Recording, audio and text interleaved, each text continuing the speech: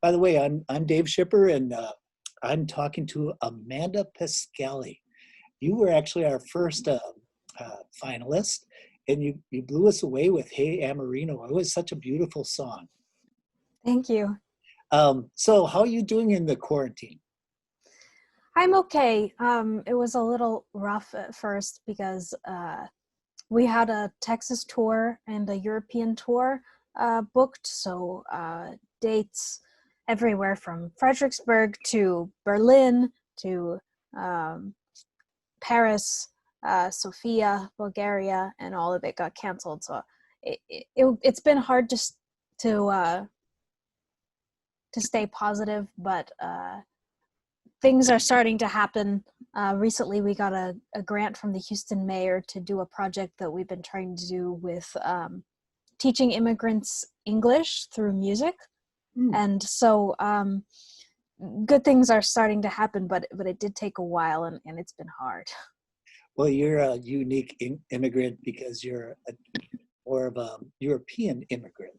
Um, I would assume in Houston, there's mostly immigrants are Spanish or Mexican.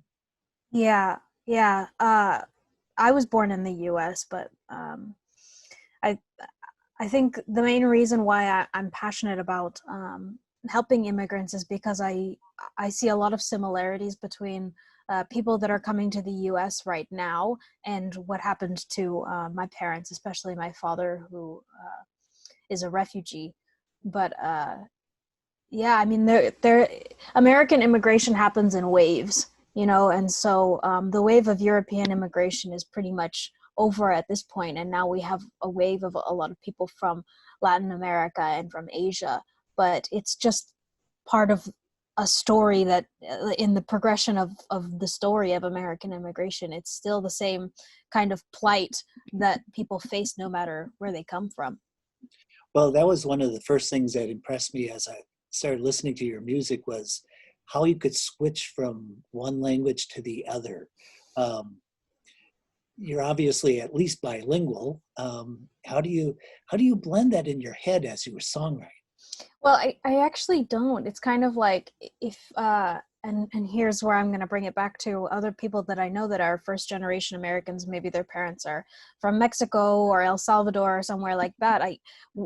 We both kind of share this thing of like there are some phrases that are just easier to pop into your head in another language, or phrases that are not really translatable. They only exist in one language. And so sometimes when I'm writing, I'm like, well, I really mean to say this, but and I just write it in the first language that it comes into my head. It's not that I consciously switch between one and the other. Sometimes it's just like amorino. It's kind of like I don't even know how to translate it in English.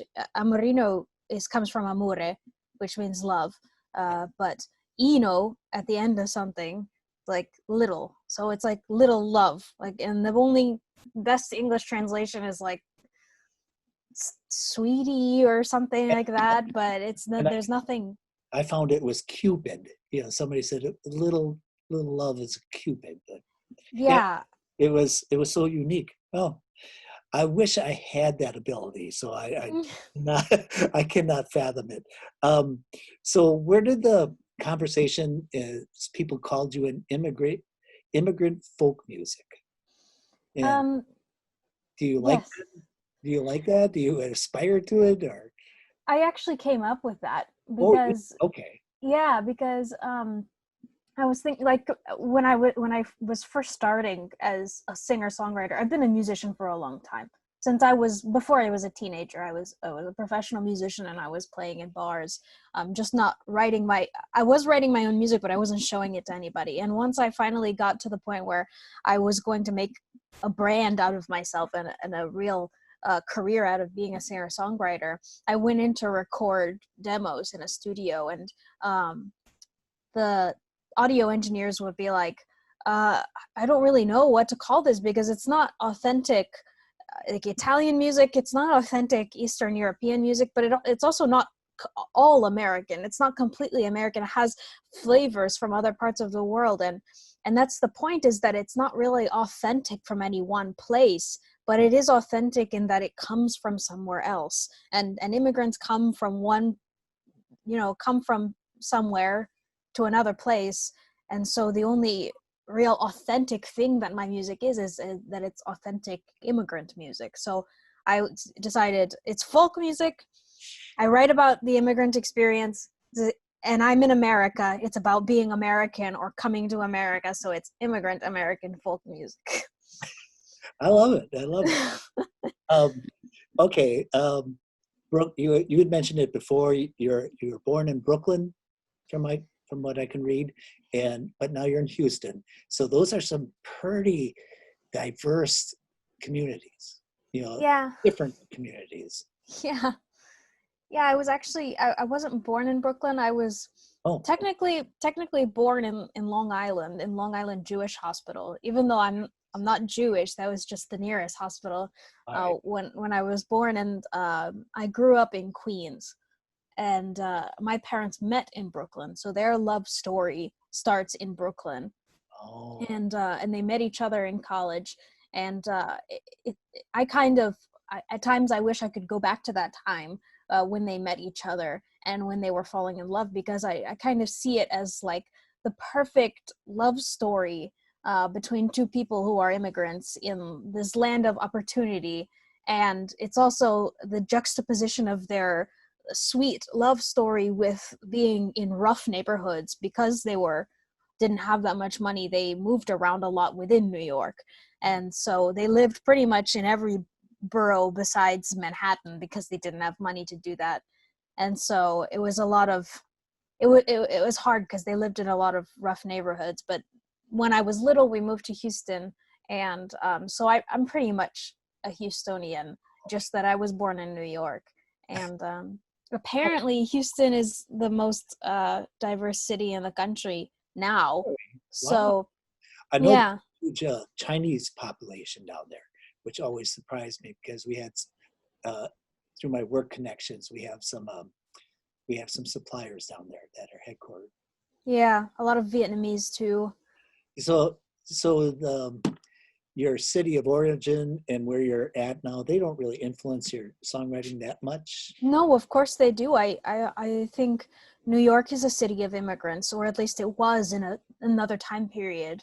And Houston, I think, is like the 21st century New York in a certain way. That it's like the 21st century city of immigrants. I just graduated from a school that was like minority majority, basically, just like Houston. I mean, everybody is from somewhere else, and everybody's just working really hard to make something of themselves, because that's what the US is about. And I feel like if you go to Houston, you definitely get that vibe from the people there.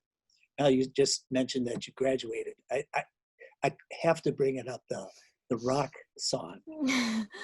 it's so funny. Was that your major? Is geology? Geology. Yeah. And I did an Italian studies minor. Oh, cool. Yeah. But I don't think I could even say those rock words, let alone sing them as quickly as you and your professor. Yeah, I had to ask him about the pronunciation on some of them. Yep. So yeah. it wasn't part of your finals then, huh? No. So I dabble at songwriting myself, and I unfortunately find myself with the muse visiting me when I'm commuting, and the longest time, it would be scratching things on the paper. At least phones, I could talk into a phone and it would dictate for me. Where does the muse visit you? What's your songwriting process look like? Well, I think it's kind of similar for me. Not necessarily commuting, I guess, because I'm not really doing that anymore. But actually, just today, I had kind of an inspiring thought pop into my head. I was in the shower in the morning, and I was thinking about how, like, in the US, we're so used to taking a shower and the water just runs continuously. And depending on where you are, you can have hot water for as long as you want. And I was just in the shower thinking, like, I love being in the shower more than the average person, because I've been in other places where you can't have that just continuous water running all the time. And it brought back a specific memory of when I was in the south of Italy, and you had to sit in this tub and first like rinse yourself off and then turn off the water and then lather the soap on yourself and then turn it back on. And when you had the water, it wasn't very hot either. It's kind of like a room temperature or a little bit colder. And I think those are my favorite showers that I've ever taken, because you really appreciate how valuable that is. And it kind of, these are just random little things that inspire me, and sometimes they turn into songs because it's about appreciating what you have where you live. And for me, at least, maybe appreciating what I have because of the sacrifices that my parents made. And if it happens to me, I'm sure it happens to lots of other children of immigrants all over the US and in other Western countries. So just little things like that in the shower, like on driving somewhere, like the same thing for me at random times. You find yourself taking notes on your phone, on the paper, and yeah anything. Yes. Yeah, so today it was on my phone. Yeah. Yeah, I can understand that. Now, the one song on your CD that I enjoyed was that Paleontologist. Am I saying that right? Mm-hmm. The fact that you actually kind of like write, I want to say la-las into a song like that. That was cool. Is it because of your background? Is it because of, where does something like that come from? So other people have asked me that as well, and I don't really know the answer to that. I guess it's kind of, I guess you could say that I go between two different languages when I write, but then when I will sing like the la-las or other sort of phonetic stuff like that, it's almost kind of like singing in no language and every language at the same time. So I guess it's kind of like I'm singing all these words in English, but then at a certain point in the song, it goes to a common ground, or I think like it's easy for people to connect with that. I don't know. It's just kind of natural that I write those into my songs. So did you grow up as a kid, kind of like a song in your head all the time, humming and Yeah. making noise? Yeah, or I make up my own words if I don't remember the words to a song that I have stuck in my head.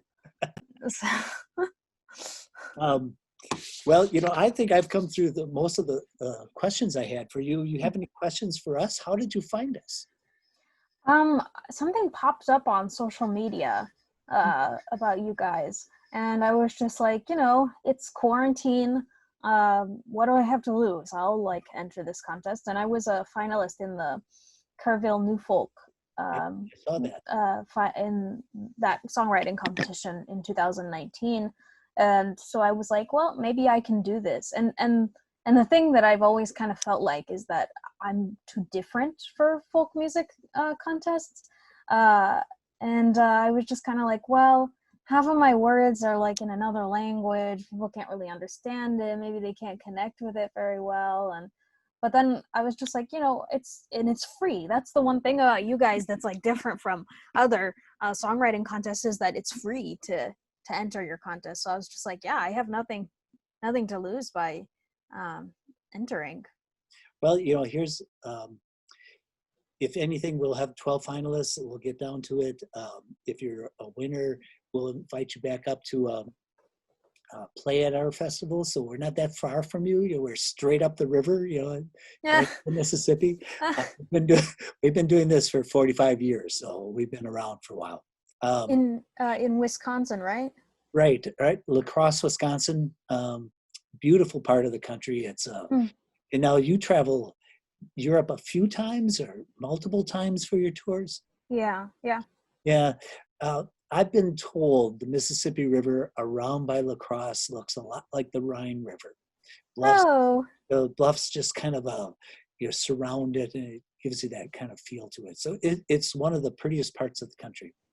How nice. Yeah, and if not, we'll still stay in touch, even if you don't win, because we're going to have 12 great people, and I just love your music.